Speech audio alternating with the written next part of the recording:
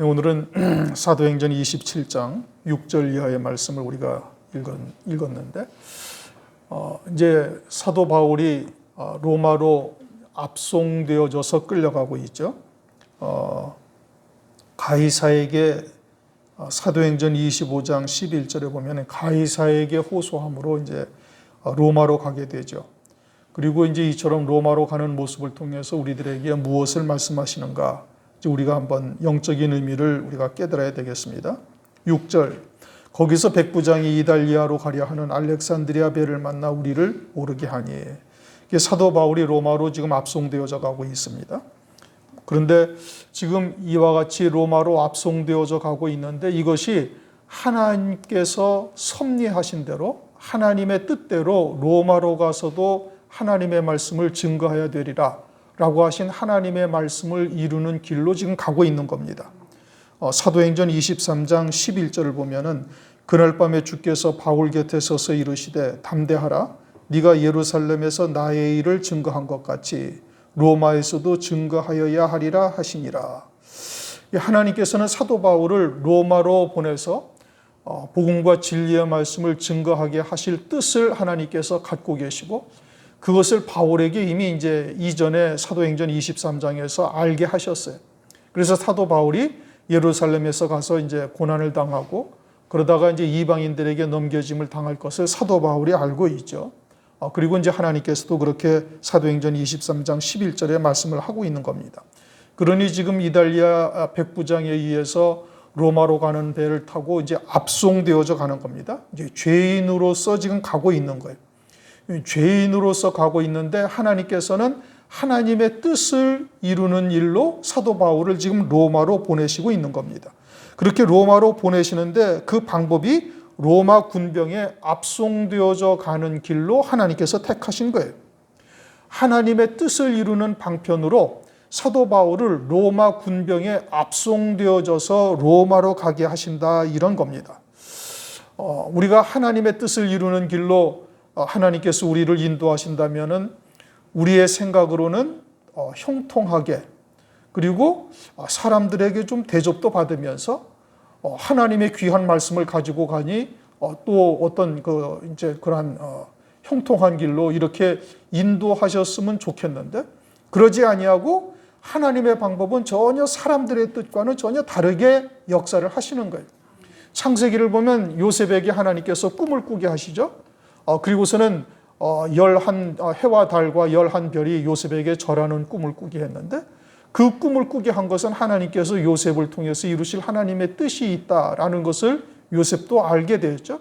그래서 그와 같은 말을 증거하니까 형들로부터 시기를 당하고 그 결과 형들에게 이제 그냥 붙잡혀 가지고 애굽으로 종으로 팔려가게 되어지고 그 애굽의 종으로 팔려가서 보디발의 집에 하인으로 있는데 그것을 성경에서는 뭐라고 말씀하시고 하는 거 아니?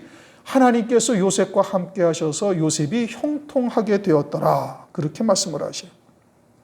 창세기 39장 2절 여호와께서 요셉과 함께 하심으로 그가 형통한 자가 되어 그 주인 애굽 사람의 집에 있으니 하나님께서 요셉을 통해서 이루실 하나님의 뜻을 나타내셨어요.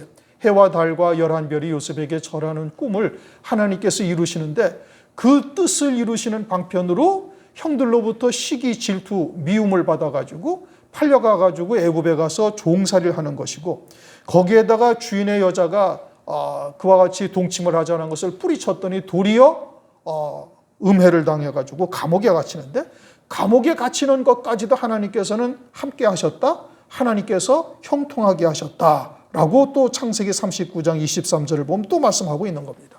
그러니 하나님이 보시기에 하나님의 뜻을 이루어가는 방편으로 형통하게 하시는 것이 사람들이 생각하는 것과는 전혀 다르다 이겁니다.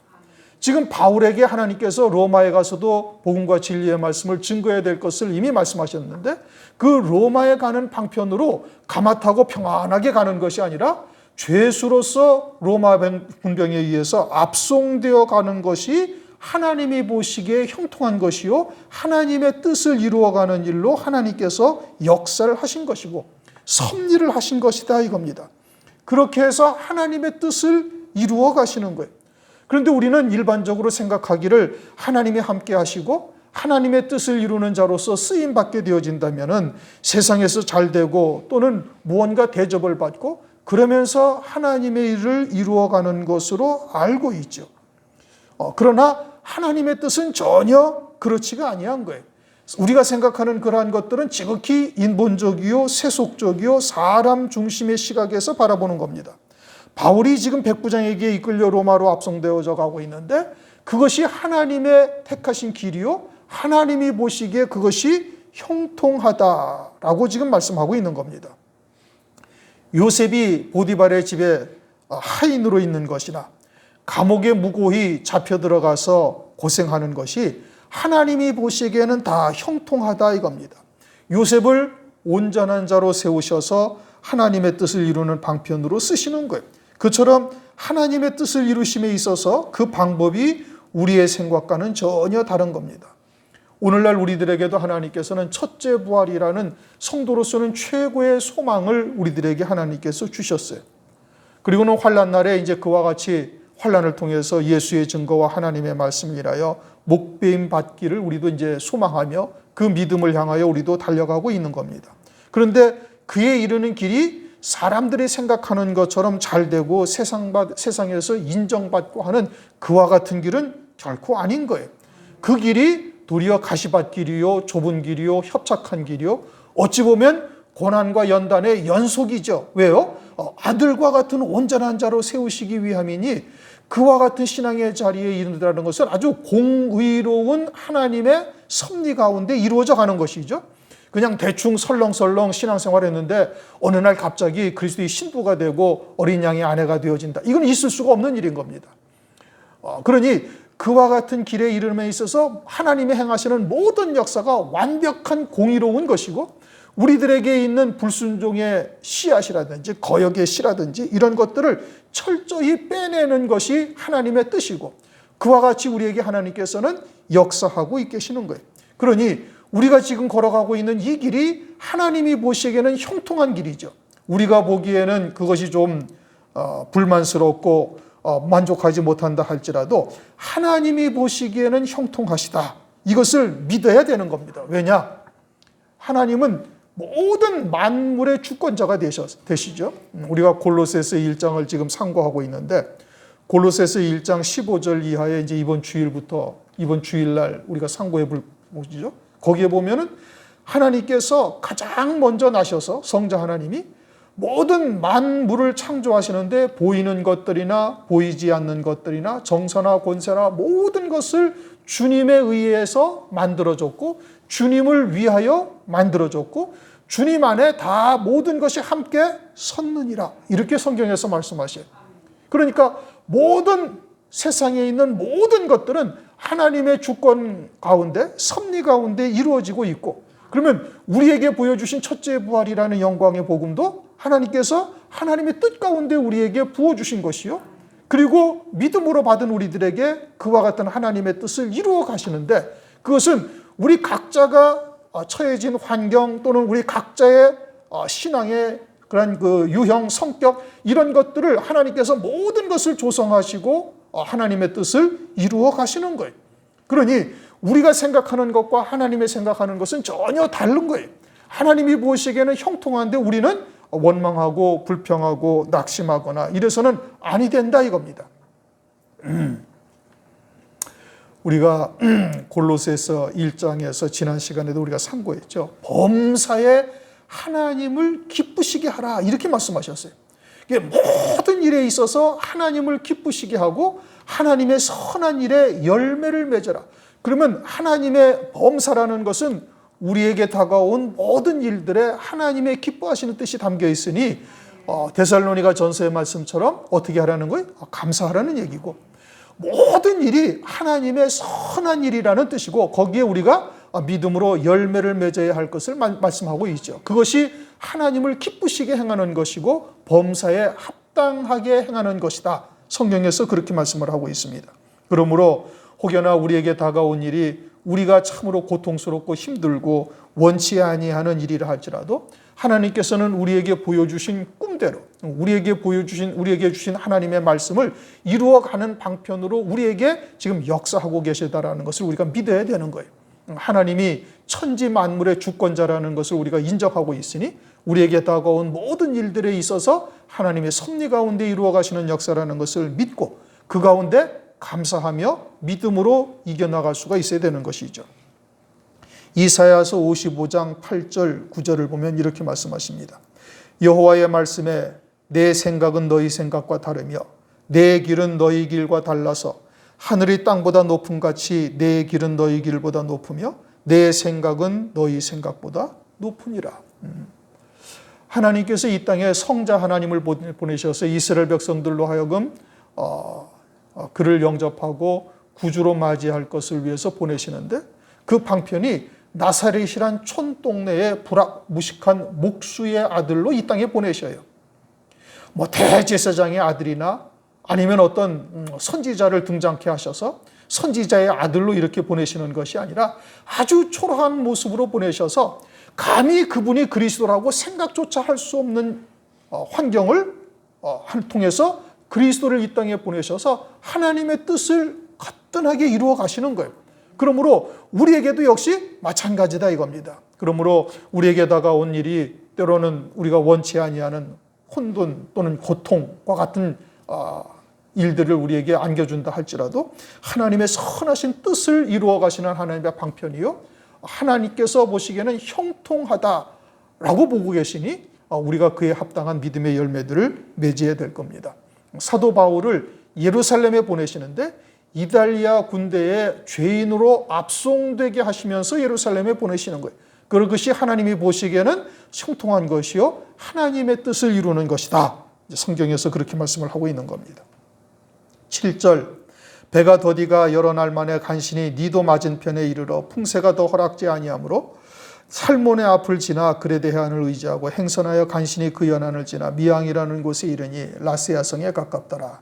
아주 가는 길목들이나 여러 가지의 그 일들을 자세하게 기록했죠. 누가라는 사람이 의사가 아주 세밀하잖아요. 그러다 보니까 자기가 겪은 일들을 아주 세세하게 이렇게 기록을 해놓고 있는 겁니다. 9절 여러 날이 걸려 금식하는 절기가 이미 지났으므로 여기서 금식하는 절기라는 것은 속죄일을 말하는 것이고 이것은 일반적으로 9월 달 중에 이제 대충 다가오게 됩니다. 금식하는 절기가 지났으므로 행선하기가 위태한지라 바울이 저희를 권하여 말하되 여러분이여 내가 보니 이번 행선이 화물과 배뿐 아니라 우리의 생명에도 타격과 많은 손해가 있으리라. 바울도 이제 선교 여행을 여러 차례 다녔죠. 그래서 이제 이와 같이 이제 절기에 따라서 또는 그 날짜에 따라서 이제 어떤 일들이 있는지 뱃사람들하고도 이제 많이 이야기를 했으니까 이제 알고 있는 것이고 더더군다나 바울은 지금 이제 성령으로 충만하여 하나님의 뜻을 이루어가고 있어요. 그러니 하나님의 말씀에 붙들려 살고 있는 사도 바울이요. 그리고 그의 모든 뜻은 하나님의 말씀에 그 초점이 맞추어져 있으니 하나님의 뜻과 하나가 되어져서 지금 말하고 있는 것이죠. 그러한 바울이 화물과 배 그리고 사람까지 타격과 손해가 있으리라고 말하고 있는 겁니다. 그러니 이곳에서 겨울을 지나야 된다라고 지금 말하고 있는 것이에요. 그러한 사도 바울의 말에 어떠한 근거가 있는 것은 아니죠. 오직 성령의 인도하심을 따라 전하고 있는 것일 뿐인 겁니다. 그때 11절 백부장이 선장과 선주의 말을 바울의 말보다 더 믿더라. 선장과 선주는 배로 항해로만 살아온 사람들이에요. 그러니 그와 같은 항해에 대한 아주 전문가요 기술자들이죠. 경험자들이죠. 그러니 백부장이 그들의 말을 더 믿는 것은 아주 당연한 일이죠. 세상의 시각에서 그것은 너무나 당연한 겁니다. 12절 그 항구가 과동하기에 불편하므로 거기서 떠나 아무쪼록 베닉스에 가서 과동하자 하는 자가 더 많으니 베닉스는 그레데 항구라 한편은 동북을 한편은 동남을 향하였더라. 그리고 이제 그곳이 협소해서 과동하기가 좀 어렵다라고 생각을 했는지 베닉스로 가자 하는 사람들이 많았다 이겁니다. 그러니까 거기에 있는 선원들도 다수가 다 선장과 선주의 말에 동조를 한 것이죠. 그래서 많은 사람들이 선원들도 또는 선장과 선주도 다 바다의 아주 대단한 경험자들이니까 다수의 의견을 따릅니다. 그런데 다수의 의견을 따랐는데 그 결과는 이미 우리가 알고 있듯이 파선하고 화물은 다 잃고 그리고 목숨까지 위태로운 상황까지 이르게 됩니다. 그러면 이와 같은 말씀을 성경에 기록해 놓으시고 읽게 하시는 이유는 뭐냐? 우리들의 인생이 항해하는 배와 같죠. 이 세상에 잠시 살다가 조금 지나면 육신의 장막을 떠나서 영원한 하나님의 나라에 이르게 되는 것이니 그와 같은 배와 같은 것이 우리의 인생인 것이도 그러할 때 이와 같이 세상의 지식이나 세상의 지혜로운 사람들의 말을 듣고 그러한 말들에 우리가 쫓을 수도 있는 것이죠. 그리고 그들의 말은 아주 세상의 이론적으로 타당하고 이성적이고 논리적이니 사람들이 아주 공감하는 그와 같은 말들인 겁니다. 그러나 그러한 사람의 말을 듣게 되어지면 결국은 파선하는 배와 같이 된다는 말씀인 겁니다. 하나님의 사람이라면 반드시 그러한 것이요. 그리스도인은 하나님의 말씀을 믿는 믿음으로 살아야 되는 것이에요. 사도 바울과 같은 믿음의 사람 또는 성령의 사람을 말을 들어야만 하는 것이고 그들은 하나님의 말씀을 통해 믿음으로 세상을 바라봅니다. 하나님의 뜻, 하나님의 말씀이 그와 같은 사도 바울과 같은 하나님의 종들을 통해서 나오게 되고 그러한 말씀으로 세상을 바라보고 세상을 이길 수 있어야 되는 겁니다. 그런데 그러한 하나님의 말씀을 무시하고 세상의 이치대로 또는 사람의 이성을 쫓는 것이 일반적인 신앙인 겁니다. 그와 같은 이성적이고 논리적인 말에 아주 솔깃하고 하나님의 뜻을 무시하는 경향이 많다 이겁니다. 그렇게 되어지면 결국은 파선하게 되어지고 그것으로 멸망으로 끝나게 되는 겁니다. 13절 남풍이 순하게 불매 저희가 득이한 줄 알고 그레데 해변을 가까이 하고 행선하더니 얼마 못 되어 섬 가운데로 유라굴로라는 광풍이 대적하니 이제 그래서 결국은 망하는 자들이 되는 것이죠. 전문가들의 말에 의해서 딱 추랑을 하는데 때마침 남풍이 불더라. 그러니까 자기들의 생각이 아주 옳았다라고 이제 생각을 하고 있는 것이죠. 그리고 바울의 말을 들었으면은 도리어 참으로 막대한 손해를 보았으리라 해서 득이하였다. 자기들의 판단이 옳았다는 것입니다. 그러나 그 결과는 우리가 다 아는 바와 같이 유라굴로라는 광풍을 만나서 결국은 파선하고로 하고 마감을 합니다. 영적으로는 영원한 멸망이다 이런 의미죠. 요나서를 보면 요나가 하나님의 말씀을 받습니다. 니느웨 성에 가서 니느웨가 하나님 앞에 죄가 가득하니 이제는 멸망이 될 것을 이제 선포하라. 그런데 요나가 그와 같은 하나님의 말씀을 니느웨에 증거하기가 싫은 거예요. 왜요? 니느웨가 좀 미웠던 것이죠. 그래서 항구로 갔더니 마침 다시스로 가는 배가 있더라. 이제 성경이 그렇게 말씀하시. 요나서 1장 2절. 그러나 요나가 여호와의 낯을 피하려고 일어나 다시스로 도망하려 하여 욥바로 내려갔는데 마침 다시스로 가는 배를 만난지라. 아주 때맞춰 딱 그 반대 방향으로 가는 배를 딱 만난 것입니다. 그런데 결국은 어떻게? 큰 풍랑을 만나고 이 풍랑이 누구로 인함인 것인지 제비를 뽑아보자 했더니 요나가 당첨이 되고 무슨 일이냐 했더니 천지를 지으신 여호와 하나님의 명령을 내가 거역하고 내가 다른 곳으로 가기 때문이다. 그래가지고 나를 바다로 던져버리라. 내가 죽으면은 이 풍랑이 잔잔할 것이다. 라고 하면서 이제 바다로 던져지게 되죠. 그러다가 이제 큰 물고기가 삼키고 결국은 이제 다시스로 가서 하나님의 말씀을 전거하기까지 되는 겁니다. 그처럼 때마침 남풍이 불었다. 그러니 자기들의 판단이 옳았고 사도 바울이 잘못됐다라고 생각을 하는데 결국은 파선을 하고 모든 것들을 다 잃게 되어지는 겁니다. 그러므로 하나님 앞에서는 아무리 경험이 많은 자요 전문가라 할지라도 다 무용지물이 되죠. 이 세상의 지혜는 아무리 그 지혜와 지식이 넘친다 할지라도 하나님께는 아무것도 아닌 것이 될 수가 있는 겁니다. 고린도전서 1장 25절 사람의 미련한 것이 하나님의 미련한 것이 사람보다 지혜 있고 하나님의 약한 것이 사람보다 강하니라. 그러므로 우리의 인생의 항해를 어떻게 해야 하는가 하는 문제를 말씀하시는 것이고 오직 하나님의 말씀을 믿는 믿음으로 쫓을 것을 권면하고 계시는 겁니다. 그것이 그 당시에는 비록 손해가 나기도 하고 또 세상에서 뒤떨어지는 것처럼 보일 수는 있지만 결국은 하나님의 말씀이 이루어지는 것이니 그들이 승리하게 되어지는 것이죠. 반대로 사람의 생각이나 사람의 지혜를 쫓게 되어지면 잠시 동안은 그것이 형통하고 득이한 줄 아나 결국에는 파선하는 것으로 끝나게 되어지는 겁니다. 그러므로 우리가 이러한 부분들을 심각하게 생각해야 됩니다. 우선 사람의 계명으로 신앙생활하는 신자는 세상과 다를 바 없이 사는 거예요. 하나님의 말씀을 빙자했지만 사실은 이성적인 판단 또는 논리적인 사고 또는 세상의 이치를 따라 살아갑니다. 하나님의 말씀을 빙자하지만 전혀 하나님의 말씀을 믿는 믿음으로 사는 것이 아니에요.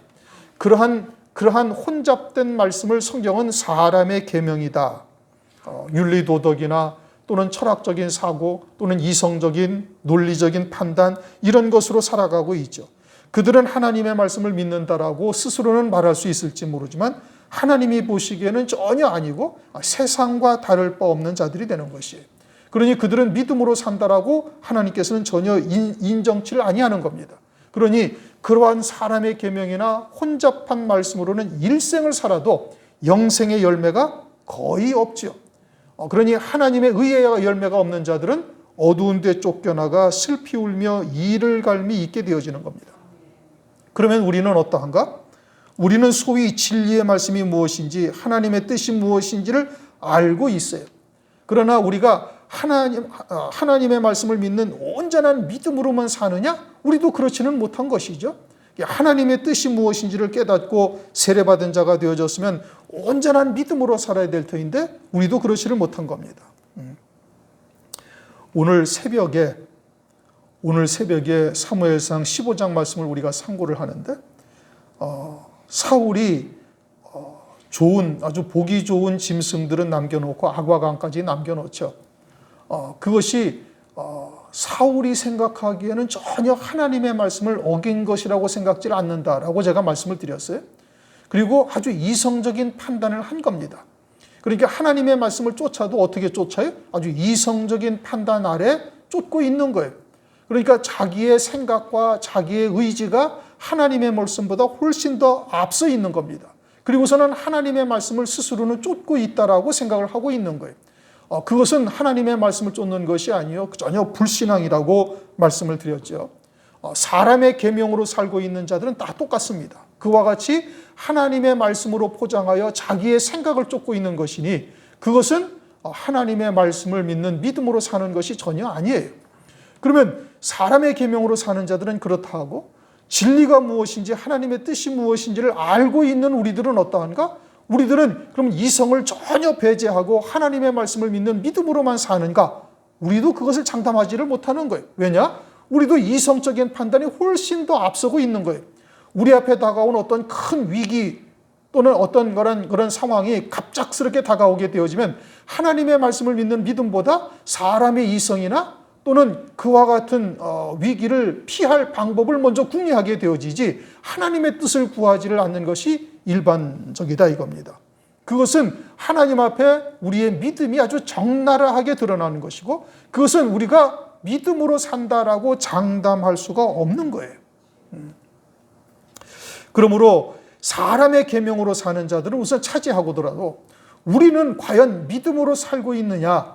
우리의 이성이나 또는 우리의 감정이나 또는 세상의 이치가 하나님의 말씀보다 앞서고 있지는 아니한가? 그러다면 우리들도 그러한 삶은 하나님 앞에 영생의 열매가 되지 못하니 이들보다 크게 다르지 않다라는 것을 우리가 인정을 해야 되는 겁니다.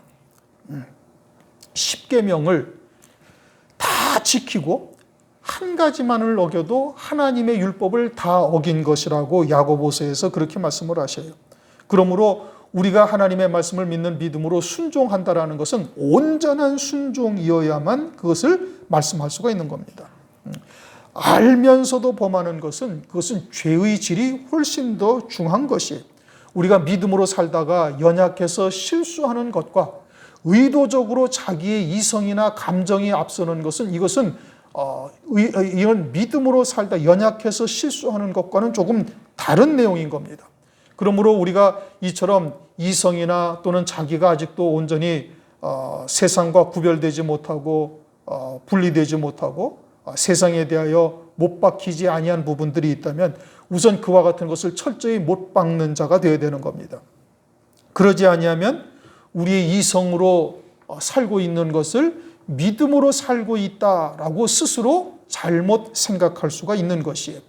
철저히 우리의 정과 욕심을 십자가에 못 박아야 될 뿐 아니라 세상에서 완전히 내가 십자가에 못 박힌 자가 되어지고 또 나 또한 세상에 대하여 못 박힌 자가 되어야 되는 것이고, 그리고 하나님의 말씀에 온전히 붙들려 사는 자가 되기를 위해서 부단히 그것을 연습할 수 있어야 되는 겁니다. 말씀에서 떠나지 아니하며 우리의 생각과 사상을 하나님의 말씀에 늘 붙들려 사는 자가 될 수 있어야 되는 거예요. 그것은 이제 말씀을 묵상하며 하루를 시작을 하고 또 말씀에 붙들려서 생각하고 말씀의 인도함을 받으며 우리의 발걸음을 옮길 수 있는 자가 되어야 되는 것이죠. 이처럼 알렉산드리아 배는 오늘날 교회요 또는 각자의 심령과 같은 겁니다.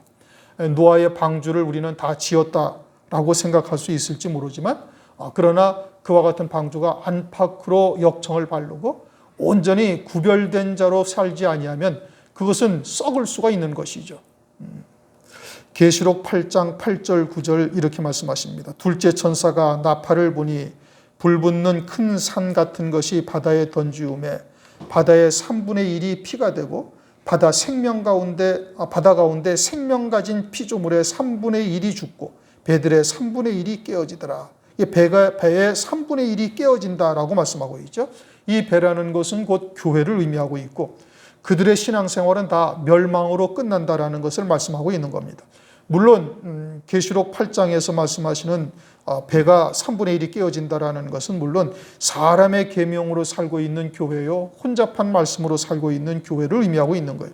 그러나 우리 역시 이성적인 판단이 말씀보다 앞서고 있다, 늘 우리의 삶이 그렇게 살아가고 있다라면 우리도 장담할 수가 없는 겁니다. 오직 하나님의 말씀을 우직하게 순종하며 믿음으로 살아가는가, 철저히 정과 욕심을 십자가에 못 박고 세상과 구별되어져서 하나님의 말씀에 붙들려 사는가, 그러지 아니하면 우리도 장담할 수가 없는 것이죠. 그것은 우리의 이성이 하나님의 말씀보다 훨씬 앞서고 있는 것이죠. 그렇게 이성이나 세상의 이치를 쫓아 판단하고 행하게 되어진다면 우리도 역시 파산하는 배로서 끝날 수도 있다라는 것을 우리에게 지금 교훈하고 계시는 겁니다. 새벽의 말씀과 오늘 주시는 말씀이 두 번에 걸쳐서 우리에게 지금 똑같은 말씀을 우리에게 주시는 것은 우리가 이와 같은 일에 하나님께서 우리에게 권면하시는 겁니다. 말씀으로 그것을 우리가 잘 새겨듣고 우리 스스로를 돌아보고 그러한 자리에서 빨리 벗어나야 할 것을 두 번에 걸쳐서, 이건 제가 의도적으로 하나님의 말씀을 맞춘 것이 아니죠. 새벽 기도는 여러분들 다 아다시피 그저 순서를 따라서 쭉 가는 거예요. 사도행전도 마찬가지죠. 지난 시간에 26장 거의 끝부분까지 다 했고 오늘 이제 27장을 상고하는 부분에서 우리에게 주시는 하나님의 말씀이 이제 딱 그 말씀이 이제 우리에게 다가온 것이고, 그처럼 의도적으로 제가 하나님의 말씀을 맞춘 것이 전혀 아니에요. 그런데도 새벽의 말씀이나 오늘 금요 기도회로 주시는 말씀이 그 맥이 같고 우리에게 주시는 메시지가 동일하다는 것은 우리에게 강력하게 지금 권면하고 계시는 겁니다. 그리고 우리가 그와 같은 것에서 철저히 벗어나야 할 것을 하나님께서 우리에게 강조하여 말씀하고 있는 것이죠. 이제 아울러서 이제 사도 바울이나 이 백부장들이 이제 이 배가 다수의 의견이 이제 떠나자, 다른 곳에 가서 과동하자. 그래서 오늘날도 교회가 다수의 의견이 하나님의 뜻인 것으로 오늘날 이제 그렇게 인정을 하는 곳들이 대부분이죠. 그래서 투표를 하고 민주주의 다수결의 원칙을 외치고 있는데 만약에 교회가 그러하다면 그것은 하나님의 뜻을 이루는 것이 절대 아닌 겁니다.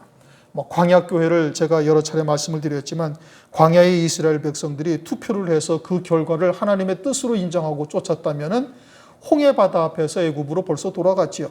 그리고는 일생을 애굽의 종으로서 그냥 끝마치는 겁니다. 마귀의 종으로서 완전히 끝나는 것이죠.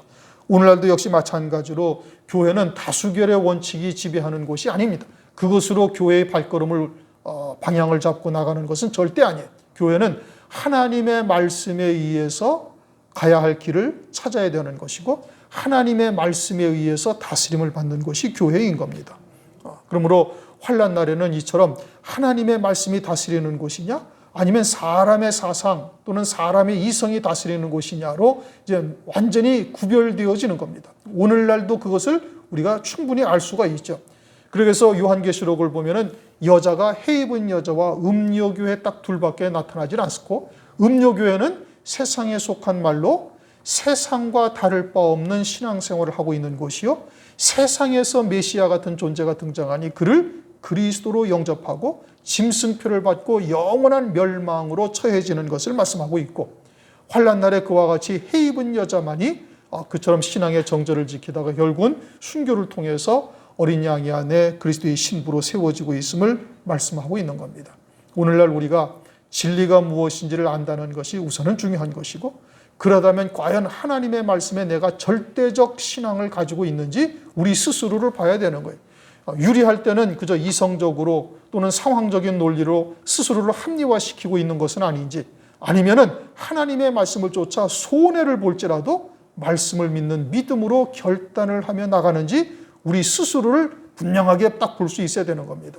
만약에 우리가 그처럼 상황 논리나 또는 이성적인 판단이 앞서게 되어진다면 환난 날에는 여지없이 무너질 수밖에 없는 것이고 그렇게 되어지면은 이 땅에서 신앙생활한 모든 것이 다 끝나게 되어지는 겁니다.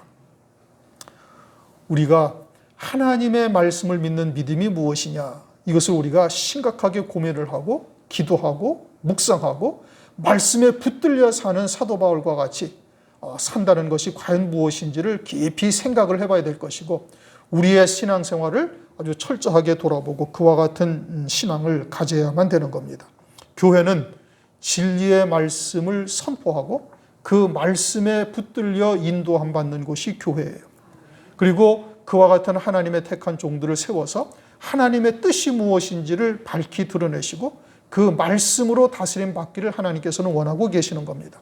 그러므로 우리가 진리의 말씀을 쫓아 오직 믿음으로 하나님의 뜻이 무엇인지를 우리가 늘 생각하고 그와 같은 하나님의 말씀을 쫓아야 되는 것이죠.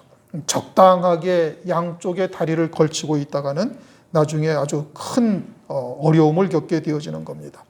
백부장처럼 선주나 또는 배의 선장의 말을 더 중요하게 받아들이다가는 결국은 이처럼 큰 풍랑을 만나서 망하는 자가 되어질 것을 말씀을 하고 있죠.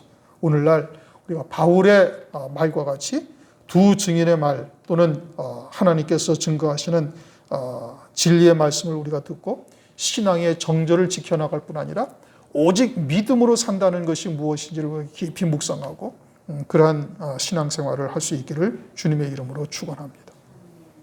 기도하겠습니다. 하나님 감사합니다. 오늘도 사도행전 27장 말씀을 통해서